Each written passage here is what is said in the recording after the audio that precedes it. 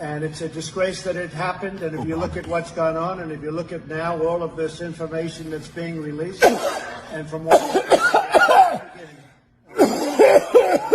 should never be allowed to happen in our country.